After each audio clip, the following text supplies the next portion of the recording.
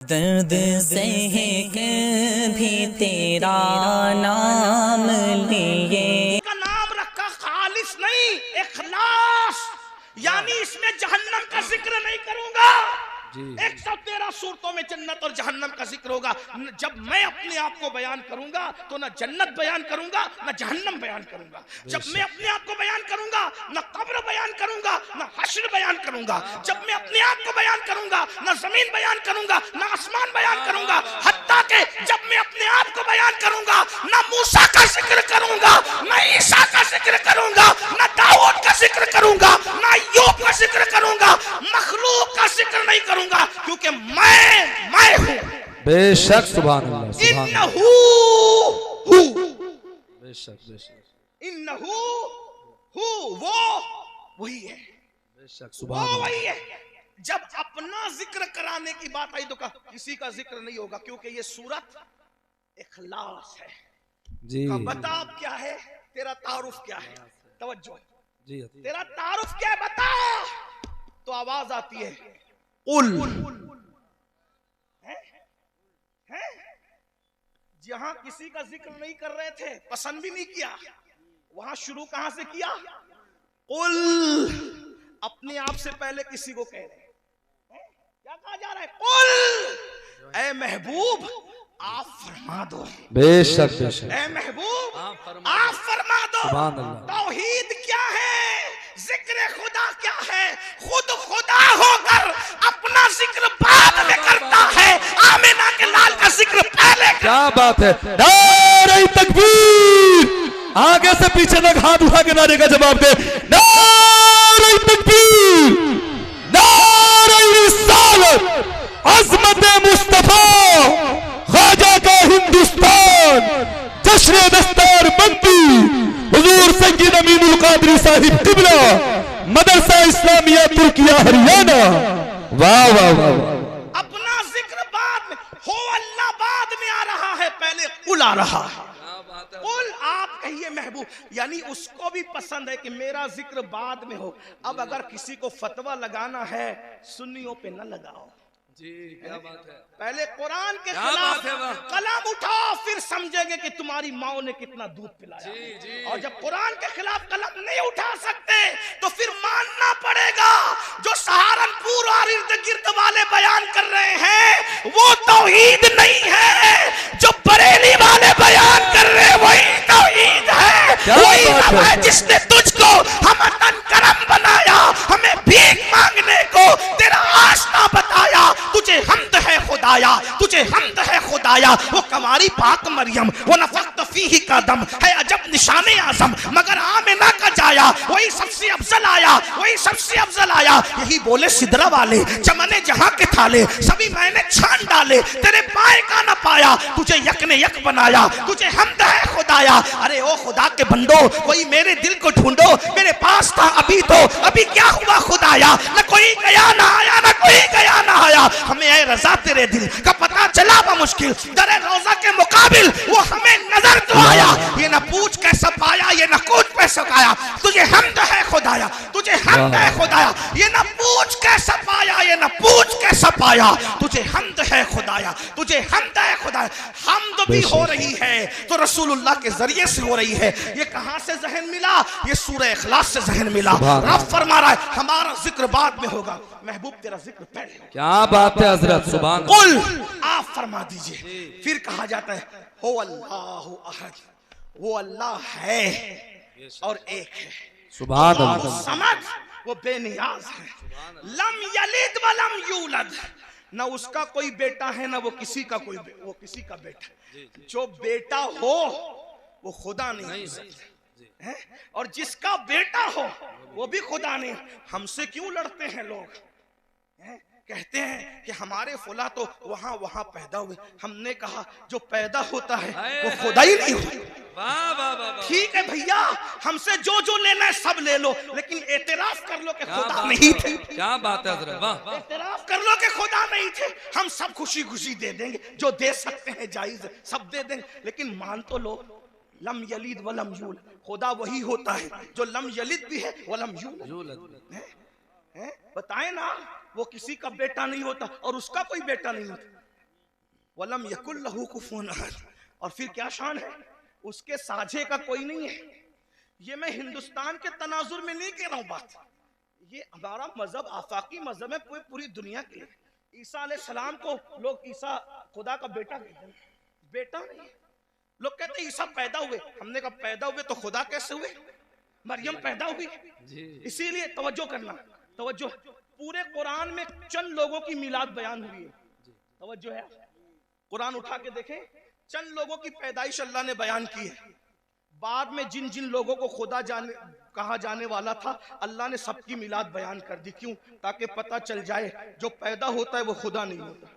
ईसा अलैहिस्सलाम की पैदाइश, हत्ता के ईसा अलैहिस्सलाम की अम्मी के पेट में जो दर्द उठा, उस दर्द को ही बयान कर दिया। इतना पक्का बयान किया ताकि कोई इनकार ना कर सके कि ये पैदा नहीं हुए थे। क्यों? इसलिए कि पैदाइश ही से तो जड़ कटती है शिर्क की। क्या बात है, पैदाइश से तो जड़ कटती है शिर्क की। इसीलिए ईसा की विलादत अल्लाह ने बयान किया कि लोग ईसा को खुदा ना कहें, और हम मुस्तफ़ा जाने रहमत की विलादत इसलिए बयान करते हैं और उनका मिलाद इसलिए मनाते हैं कि कोई उनको खुदा ना कहे। इसलिए कि तो लोग कहते हैं मिलाद बनाना भी शिर्क है। मैंने कहा मुल्ला जी थोड़ी तो शर्म करो, मिलाद उसी की होती है जो खुदा नहीं होता।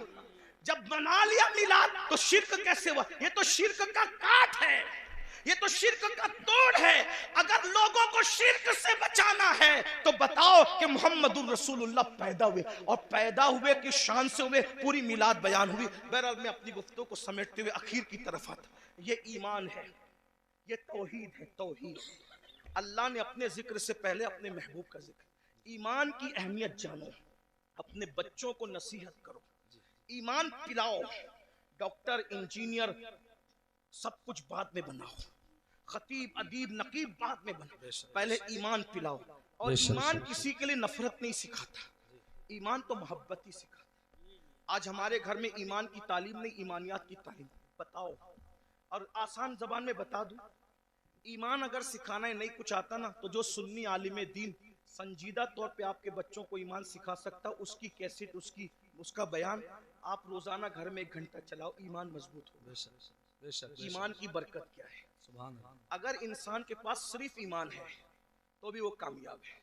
इसीलिए आज ईमान छीना, ये जो स्कूल कॉलेजेस के अंदर मेहनत काय पे हो रही पता है? कोई सब्जेक्ट पढ़ाने पे मेहनत हो या ना हो, इल्ला माशाल्लाह जो बड़ी बड़ी कॉलेजेस है, बड़े बड़े इदारे, उसमें ये सब्जेक्ट पे मेहनत होती है कि अगर तुम मुसलमान हो तो तुम्हारा ईमान कैसे छीना जाए। इसीलिए लड़के साइंस टेक्नोलॉजी पढ़ के खुदा के वजूद का इनकार कर रहे हैं, इस्लाम पे सवाल निशान। और एक बात और अर्ज करूं, यहाँ उलमा से कभी दूर मत होना। आज उलमा बेजारी की एक मुहिम चलाई जा रही है, इसलिए कि दुनिया जानती है जिस दिन ये उलमा से दूर हो जाएंगे इनका ईमान छीनना आसान हो जाएगा। हाँ। और ईमान छीनने के लिए एक तो दुनियावी इदारे हैं, पढ़ लिख ले रहे हैं तो कहते हैं खुदा है तो उसका वजूद कहाँ है। मैं आपसे कहना चाहता हूँ कि खुदा का वजूद है, इससे बड़ा सबूत क्या होगा कि खुदा को सब लोगों ने बिन देखे का खुदा है, लेकिन एक हस्ती अल्लाह ने ऐसी भेजी जो आकर कहता है इन्नी राई तो रब्बी, मैंने अपने रब को देखा। और वो कौन है? वो हमारा नबी है। बेशक हमारे आका ने अल्लाह को देखा। और हुजूर इतने सच्चे थे, हुजूर इतने सच्चे थे कि उनकी सच्चाई की गवाही उनके दुश्मनों ने भी दी। यहाँ एक बात और अर्ज कर दूं आपसे, हुजूर कितने सच्चे थे थोड़ा समझना। कुरान के अंदर रसूलुल्लाह को गालियां, यानी कि जो काफिरों ने गालियां दी है, उन गालियों को जो काफिर बकते थे, गंदी गलीज गालियां, तो उन गालियों को, जो गालियां उन्होंने काफिरों ने दी है, अल्लाह तबारक व ताला ने उसका तज़किरा फरमाया है। क्या तज़किरा फरमाया? कि इन्होंने मेरे महबूब को ये गाली। कुरान गाली की किताब नहीं, कुरान गाली को नकल नहीं करता, कुरान गाली को बयान नहीं करता, लेकिन गाली का मतलब क्या? गाली का मतलब ये कि जिसको किसी को उसके मनसब से हट कर बयान कर दो तो ये गाली है। जैसे कुत्ते को कहो कि कुत्ता, तो गाली नहीं हुई, लेकिन किसी आलिम को कह दो माज़अल्लाह तो ये गाली होगी, है ना। तो उन्होंने रसूलुल्लाह को गालियां दी। कुरान गाली की किताब नहीं, कुरान गाली बयान करने वाली किताब नहीं, कुरान बड़ी मुकद्दस किताब है। लेकिन कुरान की हिकमत ये थी कि जो जो गंदे अल्फाज उन्होंने नबी के लिए कहे, कुरान ने पहले उसको बयान किया, फिर उसका जवाब दिया। जैसे उन्होंने नबी को कहा कि ये पागल है, तो कुरान ने बताया कि ये लोग मेरे महबूब को कहते हैं कि ये मजनून है, लेकिन अल्लाह कसम उठा के कहता है कि आप मजनून नहीं हो। पहले बयान किया, उन्होंने कहा मजनून है तो बयान किया, उसको बयान करके फिर उसका जवाब दिया। उन्होंने रसूलुल्लाह के लिए कहा कि मोहम्मद के हाथ टूट जाएं, अल्लाह ने पहले वो बयान किया फिर उसका जवाब दिया। तब्बत यदा अबी लहब, ये सूरत आई। किसी ने कहा नबी को माज़अल्लाह सुम्मा माज़अल्लाह, अल्लाह ने उसके खिलाफ 10 आयतें उतारी, आखिरी में कहती है उतुल्लिम बादा ज़ालिका ज़नीम। लेकिन इसी तरह उन्होंने कहा ये जादूगर है। कुरान ने बयान किया कि ये मेरे महबूब को जादूगर कहते हैं, मेरा महबूब जादूगर नहीं है। कुछ लोगों ने कहा इन पे जादू का असर हुआ है, तो कुरान कहता है मेरे महबूब को ये कहते हैं जादू का असर हुआ है, लेकिन मेरे महबूब पे जादू का असर नहीं। बोलो भाई बात समझ में आती है? बात समझ में आती है? कुरान गाली की किताब नहीं, कुरान के अंदर गाली बयान नहीं हो सकती, लेकिन हिकमत ये थी। उन्होंने कहा पागल, पहले बयान हुआ उसका जवाब हुआ। उन्होंने कहा जादूगर, पहले बयान हुआ उसका जवाब हुआ। उन्होंने कहा ये, पहले बयान उसका जवाब। क्यों ऐसा हुआ? हिकमत क्या थी? तवज्जो, छोड़ दो भाई, हिकमत क्या थी? तवज्जो, हिकमत क्या थी? बहुत नाजुक बात आई। उन्होंने जो जो कहा कुरान बयान करके जवाब दे रहा है। हिकमत क्या थी? कयामत तक के मुसलमानों सुन लो, इन्होंने नबी को मजनून तो कहा, नबी को जादूगर तो कहा, नबी को माज़अल्लाह पागल तो कहा, खबीसों ने बकवास की, लेकिन इतनी गंदी गंदी बातें करने के बावजूद ये नबी को झूठा न कह सके, इसलिए कि नबी इतने सच्चे थे कि उनकी सच्चाई की गवाही ये गुंडे भी दिया करते। सुभान अल्लाह, सुभान अल्लाह, बेशक बेशक। ये अब इतना सच्चा नबी, तवज्जो, इतना सच्चा नबी जिस खुदा के वजूद की गवाही दे, इससे बड़ी सच्चाई क्या हो सकती है ना? तो अल्लाह का वजूद है, ये आसमान, ये जमीन, ये सितारे, ये सैयारे, ये सब बता रहे हैं। आज कॉलेज और स्कूल बात सबसे नहीं, इल्हाद फैल रहा है। इसी तरह बच्चियां वर्गलाई जा रही है, मुर्तद इर्तिदाद की तरफ जा रही है। बच्चियां, बच्चे इर्तिदाद की तरफ जा रहे हैं। वजह मुख्तलिफ वजूहात है। नंबर एक, हमने अपने बच्चों को सब सिखाया। मेरा वक्त पूरा हो रहा है, आप तवज्जो फरमाए, मैं बात समेट रहा हूं। बच्चों के इर्तिदाद की वजह सब सिखाया, ईमान नहीं सिखाया, दीन नहीं सिखाया। देखो हमारे यहाँ दीन नहीं सिखाया जाता, नतीजा बच्चियां पढ़ लिख ले रही है, दूसरों के बहकावे में आ रही है। छोटा सा चुटकुला छोड़ते हैं, इस्लाम में तो औरत को पर्दे के लिए कहा जाता है। मैंने कहा पर्दे के लिए कहा जाता है तो क्या? कहा ये जुल्म है। मैंने कहा पागल हुए, हमारे यहाँ औरत का दूसरा नाम जन्नत है। क्या है? जन्नत। जन्नत किसे कहते हैं? जन्नत किसे कहते हैं? आप लोगत उठा के देखे तो पता चलेगा। जिन और जिन्ना, जिन और जन्नत दोनों का मादा एक है, ठीक? जिन को जिन क्यों कहते हैं? क्योंकि वो मखलूक छुपी हुई है। और जन्नत को जन्नत क्यों कहते हैं? कि वो भी छुपी हुई है। तो जो छुपी हुई हो उसको जन्नत कहते हैं, है ना? हमारे यहाँ बेटी पैदा हो तो माँ बाप के लिए जन्नत, जवान होकर के नेक बीवी बन जाए तो शोहर के लिए जन्नत, माँ बन जाए उसके कदमों में जन्नत। तो जो जन्नत होती है वही तो छुपाई जाती है। हमारे यहाँ औरत का दूसरा नाम जन्नत है, और जन्नत छुपाने की चीज है। अल्हम्दुलिल्लाह हम औरत को जन्नत से कम नहीं मानते, इसीलिए अल्लाह ने अपनी जन्नत भी छुपा रखी है जो सिदरतुल मुंतहा पर है, और हमने अपनी जमीन की जन्नतों को भी छुपा रखा है जो माँ की शक्ल में, बीवी की शक्ल में, बेटे की शक्ल में। सुभान अल्लाह, माशाअल्लाह। जिन्नात भी छुपे हुए हैं और जन्नत भी छुपी, सुभान अल्लाह। इसीलिए जिन्नात है मगर नजर नहीं आते। क्यों? इसलिए कि छुपी हुई मखलूक है। अल्लाह अकबर। तवज्जो करें आप। अर्ज क्या कर रहा था? तो लड़कियों को वर्गलाया जाता है, बहकाया जाता है। और अब हम लोग क्या करते हैं? हम लोग घुटने पर हमला नहीं हो रहा है, हमला सर पे हो रहा है, घुटने ही पकड़ के सहला रहे, घुटने को बचा रहे। मेरे भाइयों, ये तो मालूम करो कि बच्चे मुर्तद क्यों हो रहे, बच्चियां मुर्तद क्यों रहे, इस्लाम की नफरत क्यों है? उसकी कई वजूहात है। नंबर एक, सबसे पहली वजह ईमान न बताना। जब बच्चों को ईमान पता ही नहीं होगा तो वो ईमान बचाएंगे कैसे? नंबर दो, गुर्बत, गरीबी कुफ्र तक ले जा रही है। नंबर तीन, बच्चियों की देर तक शादी का न होना, ये बच्चियों को कुफ्र तक ले जा रहा है। और इसके जिम्मेदार आप भी और हम लोग भी हैं। क्यों? इसलिए कि बच्चियों की शादी में ताखीर क्यों हो रही है? माँ बाप को शौक नहीं है बच्चियों को बिठाने का, लेकिन 30 साल 35 साल की बच्चियां हो रही है और हम उनकी शादी नहीं कर पा रहे। क्यों? इसलिए कि कोई उस बच्ची को करने के लिए तैयार ही नहीं है। वजह, इतनी जालिम रसूमात हमने पैदा कर दी है जहेज के नाम पर, हल्दी के नाम पे, मेहंदी के नाम पे, मांगने के नाम पे, इसके नाम पे, उसके नाम पे, कि बच्चियां 30-30, 35-35 साल की हो जाती है और उनको अच्छे रिश्ते नहीं आते। बहुत माजरत के साथ ये इलाका बड़ा दीनदार है, लेकिन इतना जरूर कहूंगा, सारी दीनदारी शादी के मौके पे समझ में आती है। सारी दीनदारी शादी के मौके पे समझ में, सिर्फ जुलूस मिलाद में दीनदारी नहीं, शादी के मौके भी दीनदारी बताओ ना।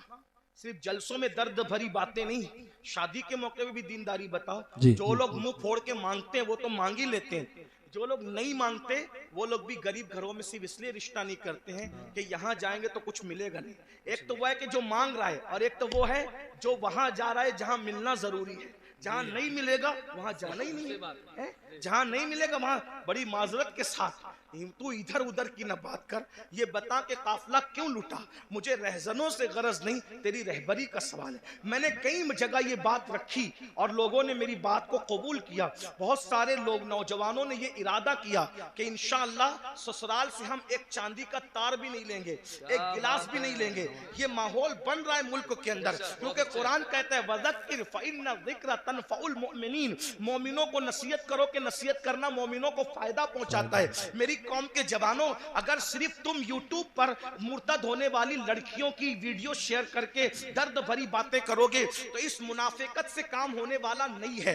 ये मुनाफिकत अमली छोड़ दो, और तुम इतनी दर्द भरी बातें करते हो। अगर दर्द है किसी के ईमान बचाने का तो अहद करो कि अगर मेरी शादी नहीं हुई है तो मैं जहेज नहीं लूंगा, और अगर मेरी शादी हो चुकी है और मैं बच्चों का बाप हूं, अब अपने बेटों की शादी करूंगा तो जहेज नहीं लूंगा, जहेज का बाइकाट करूंगा, गलत रसूमात का बाइकाट करूंगा। फिर देखो ईमान बचेगा कि नहीं बचेगा। अल्लाह अकबर। खूबसूरत बेटियां हैं, शरीफ बेटियां हैं, दीनदार बेटियां हैं, लेकिन उनको रिश्ते इसलिए नहीं आते कि उनके बाप के पास भीख देने के लिए जहेज की शक्ल में कुछ पैसे नहीं है। अल्लाह अकबर। मुसलमानों, नबी से इश्क का दावा करते हो, रसूलुल्लाह से मोहब्बत का दावा करते हो, नबी के नाम पे जान लुटाने की बात करते हो। सोचो, ये जहेज की गलत रसूमात की बुनियाद पर जब मुसलमान की कोई बेटी किसी मुशरिक और मुनकिर इस्लाम के हाथ में हाथ देकर जब कुफ्र की दहलीज चढ़ती होगी तो गुंबदे खजरा में रसूलुल्लाह के दिल पे क्या गुजरती होगी। अल्लाह अकबर। हुजूर के दिल पे क्या गुजरती, इसलिए कि उसका बाप तो नावाकिफ है कि मेरी बेटी क्या कर रही है, लेकिन नबी तो हर चीज से वाकिफ है। जिसकी जात से, जिसकी निगाह से खुदा की जात ना छुपी, उसकी निगाह से किसी मुसलमान बेटी का मुर्तद होना कैसे छुप सकता है। अफसोस है मुसलमानों, मुरादाबाद और गिरद नवा में रहने वाले मुसलमानों, वो रुसूमात पे लानत हो जो रुसूमात हमारी बेटियों को कुफ्र तक ले जा रही है, शिर्क तक ले जा रही है। बताओ, हर साल हज करो, हर साल उम्रा करो, मस्जिद बनाओ, मदरसे बनाओ, बड़ी बड़ी दाढ़ियां रखो, खूबसूरत टोपियां पहनो, कादरी, चिश्ती, नक्शबंदी, रफाई, ये सारे टाइटल लगाओ, और फिर बच्चियों के मुर्तद होने की फिक्र न करो, उनके ईमान जाने की फिक्र न करो।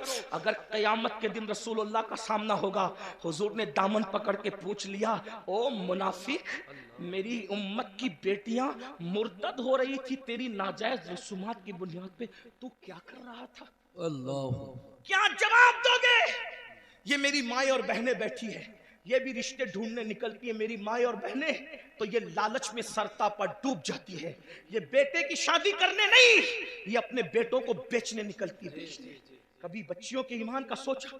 अरे मेरी बहन, अगर तेरे शौहर ने भी तेरे साथ यही किया होता तो बता, क्या तू इतनी इज्जत के साथ रह सक? क्या दौलत ही सब है, माल ही सब है? एक बात कहूं, तुम अगर जहेज नहीं लोगे सिर्फ किसी का ईमान बचाने की नियत से, तो पता है जहेज में तुम्हें क्या मिलेगा?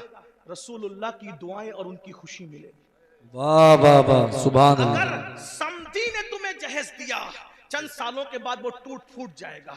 सुसर ने तुम्हें जहेज दिया, सास ने, चंद सालों के बाद टूट, और हुजूर ने ईमान बचाने की बुनियाद पर सिर्फ तुझे एक बार देख के मुस्कुरा लिया, कयामत तक के तेरी नस्लों की तकदीर समझ जाएगी। बेशक बेशक बेशक। अब आप पर है मुसलमानों, तुम जहेज लेते हो या जहेज नहीं लेते? अगर वो सामने वाले देना भी चाहे तो उनको कहो हम नहीं लेंगे, हम जहेज का बाइकाट करें। कुछ लोग हमारे सामने भी खड़े हो, भाई देखो भाई, मैं एक बात कहता हूँ, आपको गालियां देना हमें दे लो, हम तो अपना मुताला एक मशवरा पेश कर रहे हैं। कुछ लोग कहते हैं नहीं जहेज सुन्नत है। मैं हजरत मुफ्ती इस्माइल साहब, मुफ्ती जलीस और भी मुफ्तियान किराम है, इनके सामने 2 मिनट का एक मुताला पेश करना चाहता हूँ। अगर गलती होगी तो मैं यही रुजू कर लूंगा। हम लोग जिद्दी लोग नहीं, हम इमाम अहमद रजा की फिक्र के वारिस, फिक्र रजा हमारी है, ठीक है ना। जिद्दी लोग हमारे यहाँ यह कि गलती हो जाए तो रुजू कर लो। क्यों? क्योंकि आर नार से बेहतर है। लोग हमें यही ताना देंगे ना कि रुजू कर लिया, ठीक है भाई, हम तो रुजू वाले लोग, तौबा वाले लोग, और तौबा अल्लाह को की बारगाह में महबूब है। हुजूर ने सैयदा पाक को जहेज नहीं दिया, ये मैं आज आपके सामने, हुजूर ने सैयदा फातिमातुज़ ज़हरा पाक को जहेज नहीं दिया। मैंने कई जगह पेश किया उलमा के सामने, लेकिन उलमा ने मेरी तायीद ही की, अभी तक किसी ने इख्तिलाफ नहीं किया। अगर कोई उस्ताद इस्लाह कर दे तो हम नहीं बयान करेंगे इसको आज के बाद, लेकिन थोड़ा सुन ले। हुजूर ने जहेज नहीं दिया। कैसे नहीं जहेज दिया? मैंने कहा पहली बात तो ये है कि हुजूर अलैहिस्सलाम की एक बेटी नहीं थी, 4 बेटियां थी, है ना, 4 बेटियां थी, और 4 बेटियों पे हमारे पास दलील भी मौजूद है। मैं उसकी तरफ अभी नहीं जाता, मेरा टाइम खत्म हो रहा है। सिर्फ 10-15 मिनट बच्चे, जो टाइम मुझे दिया गया था उसमें 10-15 मिनट बच्चे, उसको सुन ले। मेरा टाइम, हाँ बोल दूंगा, हाँ हो जाएगा, इतने टाइम में हो जाएगा। तवज्जो है ना, अर्ज करूँ ना, हुजूर की कितनी बेटियां थी? 4 बेटियां थी। उसको मैं इशारा कर देता हूँ, आप उसको सुन लें। कुरान कहता है अपने महबूब से, अल्लाह अपने महबूब से कहते हैं, अल्लाह ताला इरशाद फरमाता है कि ए महबूब आप फरमा दीजिए, ए महबूब आप फरमा दीजिए, कुल आप फरमा दीजिए। क्या फरमा दीजिए? क्या फरमा दीजिए? ले अज़वाजी का, अल्लाह फरमाता है कुल ले अज़वाजी का व बनाती का और व निसाइल मुमिनीन। 3 तबके को नबी खिताब कर रहे हैं अल्लाह के हुक्म से। कुल ले अज़वाजी का व बनाती का व निसाइल मुमिनीन, आप कहिए अपनी बीबियों से और अपनी बेटियों से और मोमिनों की औरतों से। तो ये बनाती का जो है ना, ये बनाती का, क्योंकि अरबी जबान का हुस्न ये है कि हर जबान में वाहिद और जमा बात खत्म। अरबी में वाहिद तस्निया, जमा किल्लत, जमा कसरत, है ना ये तफसीर। तो कुरान क्या कह रहा है? वह बनाती का, तस्निये के साथ नहीं है, किसके साथ है? जमा के साथ। तो अगर तस्निये के साथ भी होता तो 2 बेटी माननी पड़ती, और अगर 1 बेटी होती तो बिनती का कहा जाता, बनाती का नहीं कहा जाता, है ना। बनाती, कुरान अगर बनाती का कह रहा है तो मानना पड़ेगा कि कम से कम नबी की 3 बेटियां थी, कम से कम। और हम तो अल्हम्दुलिल्लाह 4 बेटियां मानते हैं, उस पर दलील रखते हैं। लेकिन अब यहाँ सुनिए, ये कोई उन्वान मुनाजरे का छेड़ने नहीं है, मैं कोई मुनाजिर नहीं हूँ, लेकिन बात कहने लगा। और मैं बात जो कह रहा हूँ इन उलमा की मौजूदगी में कह रहा हूं, इन्हें हक है। और मैं तो कहता हूँ कि उलमा को ये हक होना चाहिए, अगर कोई खतीब, कोई शायर गलती करे तो वो उसको चिट्ठी देकर ये कान में उसकी इस्लाह कर सके और उसको कबूल करना चाहिए। यही हमारे दादा मुर्शिद हुजूर मुफ्ती आज़मीन का तरीका था। सुभान अल्लाह, सुभान अल्लाह। स्टेज पे भी लड़ने की जरूरत नहीं, क्योंकि लोग हमें देखते हैं। कान में जो बात कहनी चाहिए उसको कान में कहना चाहिए, जिसको मैदान में कहना चाहिए उसको मैदान में कहना चाहिए, है ना। बहरहाल, तो हुजूर की कितनी शहजादियां हैं? कितनी है? 4। अब अगर आप ये कहते हैं कि हुजूर ने सैयदा फातिमातुज़ ज़हरा को जहेज दिया, सुन्नी अगर कहता है, तो उसको ये भी साबित करना पड़ेगा कि सैयदा ज़ैनब बिनते मोहम्मद को भी दिया, उम्मे कुलसुम बिनते मोहम्मद को भी दिया सल्लल्लाहु अलैहि वसल्लम, रुकैया बिनते मोहम्मद को भी दिया सल्लल्लाहु अलैहि वसल्लम। भाई जब 4 शहजादियां हैं तो एक ही को जहेज क्यों दिया? एक बात, ठीक बात समझ में आई? जो नबी ये कहे कि अगर एक खजूर अपने बच्चों में तकसीम करना हो तो बराबर बराबर तकसीम करो, वरना अल्लाह को क़यामत में जवाब देना पड़ेगा। जब नबी खजूर की तकसीम में बराबरी कर रहे हैं तो जहेज के अंदर देने में हुजूर बराबरी क्यों ना करेंगे? तो आपको ये बोलना पड़ेगा कि हजरत ज़ैनब को कब दिया, हजरत रुकैया को कब दिया, उम्मे कुलसूम को कब दिया। एक बात, फिर आप कहेंगे मुफ्ती अहमद यार खान नईमी ने तो लिखा, मसनवी में तो मौजूद है। मैंने कहा मैं उनका गुलाम हूं, मैं उनसे बगावत नहीं करूंगा, लेकिन बस बात इसको इतनी पलट दो कि जो जहेज की लिस्ट है वो सही है, उसका मैं इनकार नहीं कर रहा हूं, लेकिन बस बात इतनी पलट दीजिए कि हुजूर ने जहेज नहीं दिया, ना बेटी को दिया ना दामाद को दिया, नहीं दिया, दोनों को नहीं दिया। ना बेटी को दिया ना, तो कहा फिर वो क्या क्या था? मैंने कहा आसान बात, मौला अली के वालिद की गुर्बत की वजह से जब कुछ हालात ऐसे पैदा हो गए, वो तो मालदार बहुत थे लेकिन कुछ हालात पैदा हो गए कहत की वजह से, तो हुजूर अपने चचा हजरत अब्बास को साथ ले गए। कहा कि इस वक्त कहत का जमाना है, मेरे चचा के मुझ पे एहसानात हैं, तो ऐसा करते हैं कुछ बच्चे आप ले ले, कुछ बच्चे मैं ले लूं, और आप पाल ले मैं पाल लूं। तो जब उनके पास गए तो हजरत अकील को सौंप दिया हजरत अब्बास को, और हजरत जाफर को किसी को सौंप दिया, और तालिब को अपने पास रख लिया, और मौला अली के बारे में कहा कि ए मोहम्मद, अली को तुम ले जाओ। तो बचपने से हुजूर मौला अली को अपने घर लाए। तो मौला अली को बचपने से 4 साल 3 साल की उम्र से पाला पोसा बड़ा किया, खुशियां गम कपड़े लत्ते सब नबी ने दिए। बताए, बचपने से हुजूर ने पाला।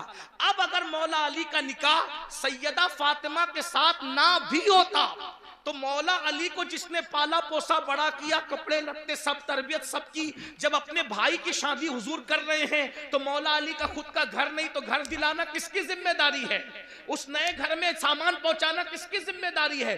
भाई बचपने से जिसने पाला है उसी की तो जिम्मेदारी है। तो हुजूर अलैहिस्सलाम ने ना दामाद को दिया ना बेटी को दिया, वो दामाद ही नहीं था, वो चचा साथ भाई भी था। जब रसूलुल्लाह ने देखा कि मेरे भाई का कोई घर नहीं है, तो भाई के लिए घर का भी इंतजाम किया, और घर में कोई सामान नहीं है तो भाई का घर बसाने के लिए सामान का भी इंतजाम किया। लोगों ने उसको गलती से समझ लिया कि दामाद को नहीं दिया भाई, वो अपने भाई को दिया, और अगर तुम भाई को देते हो तो हम तुम्हारी पेशानी चूमने के लिए तैयार हैं। अगर भाई, हुजूर ने भाई को दिया दामाद को नहीं दिया, 2 रिश्ते थे ना, इसलिए धोखा हो रहा है। एक तीसरी बात, चले ठीक है, अगर अली मुर्तजा को दिया ही दामाद को जहेज, और बेटी फातिमा ज़हरा को जहेज दिया, तो सैयदना अली मुर्तजा ने जब अपनी बेटी ज़ैनब की शादी की तो कितना जहेज दिया वो बताओ? अपनी बेटी उम्मे कुलसुम की शादी की तो कितना जहेज दिया? जब अली पाक ने जहेज लिया तो दिया, सुन्नत है ना जहेज लेना देना, तो अली पाक ने दिया, साबित करो। सिद्दीक अकबर ने अपनी बेटियों का निकाह किया तो कितना जहेज दिया वो साबित करो। अरे जो सिद्दीक अकबर नबी को मुस्कुराता देखे तो भी मुस्कुराए, जब अब्दुल्ला इब्ने उमर मुस्कुराता देखे तो भी मुस्कुराए, कोई हड्डी चूसता देखे तो भी हड्डी चूस करके कहे कि मैं नबी की सुन्नत अदा कर रहा हूं। अगर नबी का अमामा कांटे में उलझ जाए और सहाबा का न उलझे तो वो उलझा करके कहे कि हम नबी की सुन्नत पे अमल कर रहे हैं। बताइए, वो सुन्नतों के इतने आमिल थे, तुम्हें फराइज भी समझ में ना आया, और शादी के मौके पे लेने की बात आई तो कहने लगे कि जहेज सुन्नत है। किस साहबी ने जहेज दिया बताओ?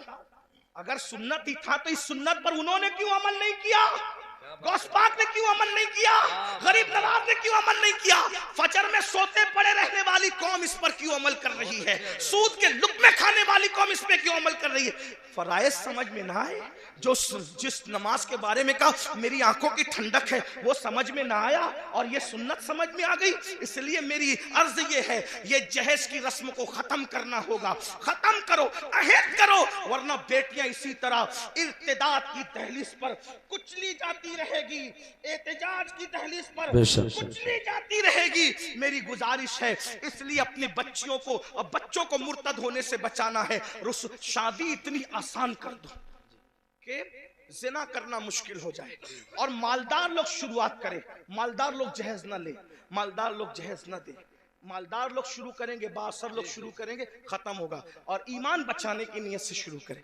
एक तो ये चैलेंज है हमारी तरफ से, आखिरी बात अर्ज कर रहा था, बात समेटते, एक तो कि लड़कियां डायरेक्ट मुर्तद, लेकिन दूसरी तरफ मुर्तद होने का एक और दरवाजा खुला है जिसकी तरफ हमारी तवज्जो नहीं है, कि जब हम रिश्तेदारी करते हैं तो रिश्तेदारी करने में हम जो है वो आशिके रसूल और गुस्ताखे रसूल नहीं देखते। तो चूंकि जो नबी का गुस्ताख है, चाहे गुस्ताखी दाढ़ी वाला करे चाहे गुस्ताखी बगैर दाढ़ी वाला करे, कोई नबी की गुस्ताखी करे तो वो मुर्तद है। कोई गुस्ताखी, नबी की तौहीन, जो तौहीन करे उसके नाम के साथ कोई टाइटल हो या ना हो, नबी की गुस्ताखी क्या है? भाई आप ये कहें कि उन्हें दीवार के पीछे की खबर नहीं थी, ये गुस्ताखी।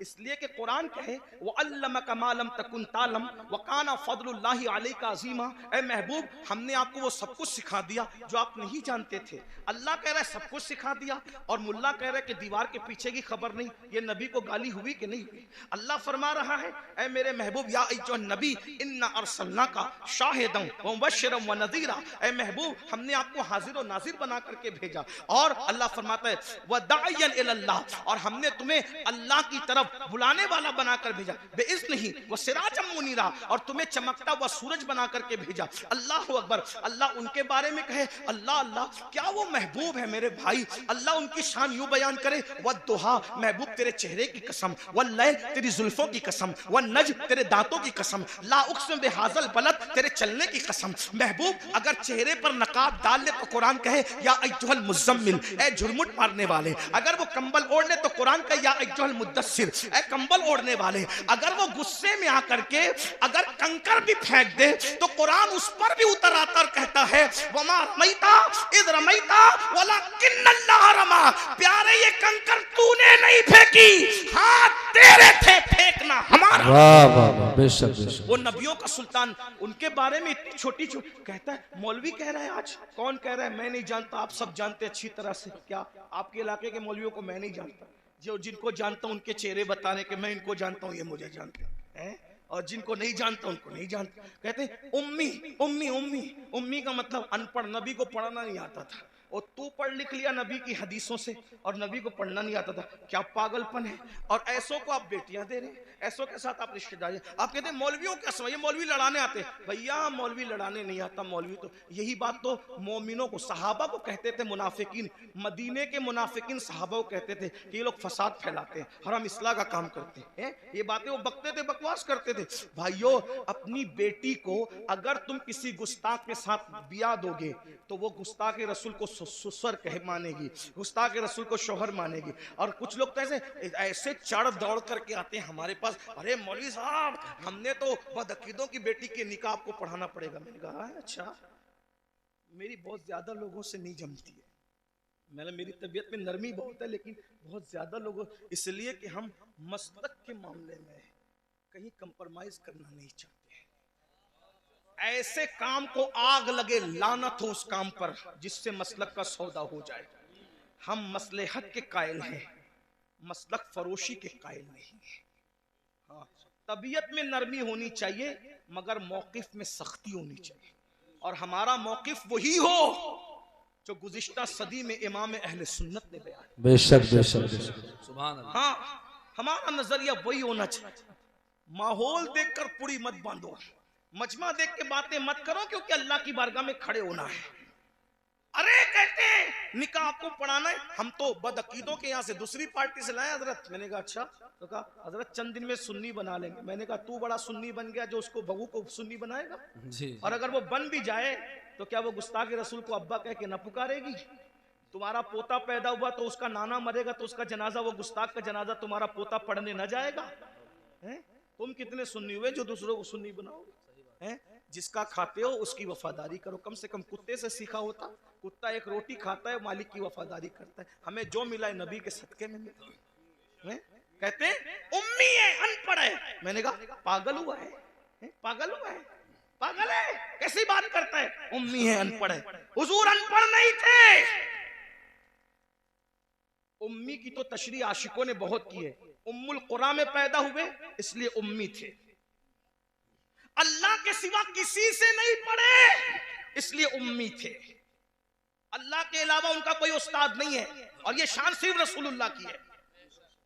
अपने जैसे किसी बशर से उन्होंने नहीं पढ़ा। अर्रहमान अल्लमल कुरान, रहमान से उन्होंने पढ़ा। अल्लमल इंसान अल्लमहुल बयान, खलकल इंसान अल्लमहुल बयान। अल्लाह ने इंसान को पैदा किया और इल्म बयान सिखाया।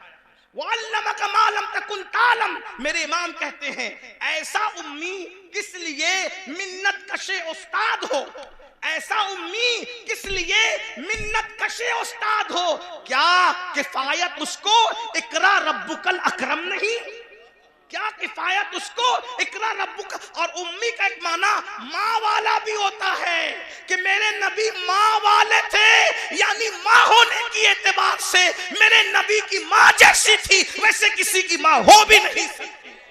हुजूर माँ वाला, बेशक बेशक मतलब माँ वाला, उम्मुल कुरा वाला, माँ वाला, उम्मुल किताब वाला भी उम्मी होता है, क्योंकि कुरान का एक नाम उम्मुल किताब भी है। उम्मुल किताब। अब आप कहते हैं अनपढ़, मैंने आखिरी बात कर दूं, चिट्ठियां इसलिए कर दूं वरना खत्म कर रहा। लोग क्या कह रहे हैं, क्या कह रहे हैं? ये लोग आपकी बस्तियों में रहते हैं, उन उम्मी थे। मैंने कहा भाई उम्मी थे, अल्लाह के शागिर्द थे, अल्लाह से पढ़ा था, लेकिन हुजूर का ये फरमान नहीं सुना। आका फरमाते अना मदीनतुल इल्म। आका ने क्या फरमाया? अना मदीनतुल इल्म। अनपढ़ कह रहे हो नबी को, नबी कह रहे मैं इल्म का शहर हूं, वो अली जुन बाबू हा, और अली उसका दरवाजा है। नबी ने क्या कहा? मैं इल्म का, बोलो मैं इल्म का, मैं इल्म का शहर किसको कहते हैं? आपके गांव का नाम क्या है? हरियाणा। ये क्या है? बोलो भाई, जो समझ में आ रहा है बोल दो, इस्लाह हो जाएगी। ये क्या है? शोरूम जाना होता है तो कहां जाते हो? मुरादाबाद है? और मुरादाबाद में नहीं मिलता तो कहां जाते हो? दिल्ली। और दिल्ली में सब मिल जाता है। क्यों? शहर की तारीफ बहार शरीयत में, जहां जुमा के कयाम के लिए बहस आई है, फतावा रज़विया में भी, बहार शरीयत में भी एक शहर का होना भी बयान किया। शहर का होना भी बयान किया गया है कि शहर का, यानी शहर का होना, शहर और शहर की तारीफ क्या बयान की? शहर की तारीफ में एक बात ये भी बयान की कि जिसमें बाजार हो, जिसमें बाजार हो। बाजार उर्दू की किताबें बारे शरीयत उठा के देख ली, आलिम बनाने वाली किताब है, और तो फतावा रज़विया में भी है। जुमा के लिए शहर हो, और शहर के लिए एक बात ये भी है, निशानी शहर की क्या है? उसमें क्या हो? बोलो भाई, क्या हो? बाजार। और बाजार जो होता है ना शहर का, उसमें सब मिलता है। बोलो भाई, क्या मिलता है? बाजार में। दिल्ली में आप बाजार में जाएंगे ना तो कोई ये नहीं कहेगा कि ये नहीं मिलता, क्योंकि एक बाजार नहीं होते, कई बाजार होते हैं, है ना? ये नहीं मिला तो वहां नहीं मिला। और मुंबई, दिल्ली से बड़े बड़े शहर में बड़े बड़े बाजार होते हैं। अब सुनना, नबी क्या कह रहे हैं? अना मदीनतुल इल्म। मैं इल्म का गांव नहीं हूं, इल्म का शहर हूं, और शहर में हर चीज मिलती है। और बता, अगर हर इल्म चाहिए मेरे पास आओ, साइंस यहां से मिलेगी, टेक्नोलॉजी यहां से मिलेगी, अलजेब्रा यहां से मिलेगी। अरे अलजेब्रा पे लोग घमंड करते हैं, किसी और जबान में अलीफ लाम के साथ कोई बात करता हो तो बताओ, ये अलजेब्रा ही बता रहा है कि ये अरबियों का दिया हुआ है। ये अलजेब्रा ही बता रहा है कि ये अरबियों का। नबी कहने मैं इल्म का शहर हूं, जैसे शहर में सब मिलता है वैसे मेरे यहाँ हर इल्म मिलता है। लेकिन मुझे बताओ, क्या मुरादाबाद वाले ये कह सकते हैं कि मैंने पूरा मुरादाबाद देखा है? दिल्ली वाले कह सकते हैं मैंने पूरा दिल्ली देखा है? मुंबई वाले कह सकते हैं मैंने पूरा मुंबई देखा? बोलो कोई कह सकता है? नहीं। पूरा शहर पैदा होके आदमी मर जाता है शहर में, लेकिन गली गली घर घर नहीं देख पाता। तो नबी कहने मैं इल्म का शहर हूं। अरे जब तू दिल्ली जैसा शहर पूरा नहीं घूम सकता तो इल्म का शहर मुस्तफा जाने रहमत को तू क्या जान सकता है? तो अब शहर की पहचान कैसे होती है? तो शहर का एक दरवाजा होता है, जितना बड़ा दरवाजा होगा शहर का अंदाजा उसी से लगाया जाएगा। नबी कह रहे हैं अना मदीनतुल इल्म, मैं इल्म का शहर हूं, वो अली जुन बाबू, अली उसका दरवाजा है। दरवाजे को देखकर शहर का अंदाजा लगाओ। अरे जब दरवाजे की ये शान है, कहते सलूनी सलूनी सलूनी, मुझसे जो चाहो पूछ लो, मैं तुम्हें जवाब दे दूंगा। तुम जमीन के जितने रास्ते जानते हो उससे ज्यादा मैं आसमानों के रास्ते जानता हूँ। तो जब दरवाजे की ये शान है तो शहर इल्म मुस्तफा जाने रहमत की शान का आलम। सुभान अल्लाह, नारे तकबीर। याद रखो, इसी अकीदे पे कायम रहो। अपनी बेटियां आशिकों के यहाँ दो, गुस्ताखों के यहाँ मत दो। और आखिरी दो जुमले, सिर्फ नबी के गुस्ताख नहीं, सहाबा के गुस्ताखों को भी, अहले बैत के गुस्ताखों को भी बेटी न देना। क्योंकि शिफा शरीफ में काजी अयाज लिखते हैं कि एक शख्स मर रहा था। तवज्जो, शिफा को अगर मानते हैं काजी इयास की तो सुन लो। एक शख्स मर रहा था, उसकी ज़बान पे कलमा नहीं आ रहा था। लोग कहते थे तू कलमा नहीं पढ़ पा रहा है, तो वो कहता था मैं अबू बकर उमर के गुस्ताखों के साथ बैठता था, इसलिए मेरी ज़बान पे कलमा नहीं आ रहा है। मेरे भाई, जो अबू बकर और सिद्दीक और फारूक आज़म के गुस्ताखों के साथ बैठे, सिर्फ गुस्ताखी ना करे, सिर्फ बैठे, मरते वक्त उसकी ज़बान पे कलमा नहीं आता, तो जो रसूलुल्लाह के गुस्ताखों से रिश्तेदारी करे, मरते वक्त उसकी ज़बान पे कैसे कलमा आएगा? आपके ज़िम्मे है ईमान कैसे बचाते हो। उन्हें जाना, उन्हें माना, न रखा गैर से काम। लिल्लाहिल हम्द, मैं दुनिया से मुसलमान गया। मेरा वक्त तो पूरा हुआ, 2 मिनट मैंने ज़्यादा ली, उसके लिए माज़रत। अस्तग़फिरुल्लाह रब्बी मिन कुल्लि ज़ंबिन व अतूबु इलैह। अभी जाना नहीं, महफिल जारी रहेगी। ऐसी महफिल सजने के लिए बहुत मेहनत लगती है। अभी मुफ्ती साहब का खिताब होना है, हम लोग इसलिए जल्दी आ गए कि जल्दी जाएंगे तो जल्दी महफिल शुरू हो जाएगी। हम लोग पब्लिक देख कर नहीं आते। हाँ, 72 भी हो ना, वफादार चलेंगे। लेकिन अल्लाह ने आपको भेज दिया, आप सब आ गए माशाल्लाह। हम तो माशाल्लाह 8:30 या 8:35 से यहाँ के बैठे।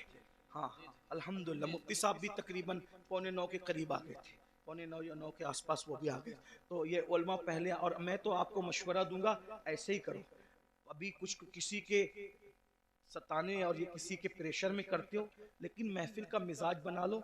मगरिब के बाद या इशा अव्वल वक्त में पढ़ के शुरू करो, 11, साढ़े 11, 12 तक के महफिल ख़त्म करो। तुम भी फजर पढ़ो, हमें भी फजर पढ़ ले दो, वरना मुकर्रिर तो बेचारा जाग करके फजर पढ़ लेता है, क्योंकि सुबह वो ज़ोहर तक सोएगा। लेकिन आपको तो काम पे जाना है। फजर रोज़ पढ़ता है, वो भी हमारे जलसे की वजह से पढ़ नहीं पाता। अगर एक की भी फजर हमारे जलसे की वजह से तर्क होगी, तो मैं समझता हूँ कि कहीं ना कहीं जिम्मेदार भी पकड़ में आएंगे और छोड़ने वाला भी पकड़ में आएगा। और करोड़ों जलसे एक पल्ले में रखा जाए और फजर की एक नमाज एक पल्ले में रखा जाए, दोनों बराबर नहीं हो सकती। इसलिए 3 बजे तक, 2 बजे तक मत जगाया करो, जल्दी जलसे खत्म। जलसे देर तक चलाना कमाल नहीं है, जलसे में अच्छा पैगाम देना ये कमाल। बेशक अल्लाह पाक की बारगाह में दुआ है, गुफ्तगू के दरमियान मुझसे कोई भी गलती हो गई हो, अल्लाह ताला माफ़ कर दे। अस्तग़फिरुल्लाह रब्बी मिन कुल्लि ज़ंबिन व अतूबु इलैहि व मा अलैना इल्लल बलाग। अस्सलाम। बिल्कुल आप हजरात बैठे रहें, हजरत का